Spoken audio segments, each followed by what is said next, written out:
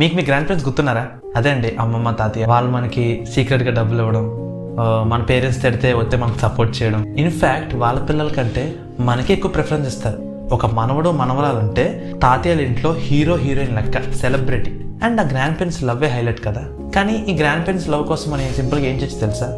2-3 రోజులు లీవ్ పెట్టుకుని మీ విలేజ్కి వెళ్ళండి. అక్కడ మీరు నిజమైన గ్రాండ్ పేరెంట్స్ లవ్ అంటే ఎక్స్పీరియన్స్ చేయగలుగుతారు. ఒకవేళ మీకు విలేజ్ దాకా వెళ్ళలేను, నాకు అంత టైం లేదనుకుంటే మీరు ఎక్కడికి వెళ్తే తాతయ్యని చూడొచ్చు తెలుసా? Old age home.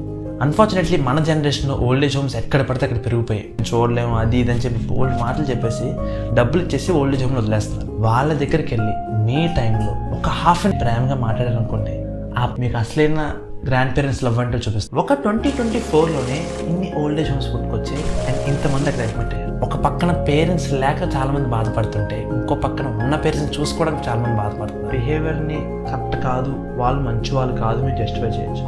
కానీ at the end of the day ఒక చిన్న పిల్లవాడికి ఒక ముసలివాడికి తేడా లేదు. సో వాళ్ళ ప్లేస్లో నాలెడ్జ్ ఇచ్చి 4 మాటలు మాట్లాడేసి సరే తాతయ్య ఉంటాను బాయ్ అని వాళ్ళు ఇచ్చిన రెస్పెక్ట్ వాళ్ళ వయసుగా ఇచ్చేసి వెళ్ళిపోయారు అనుకోండి, చాలా బాగుంటుంది.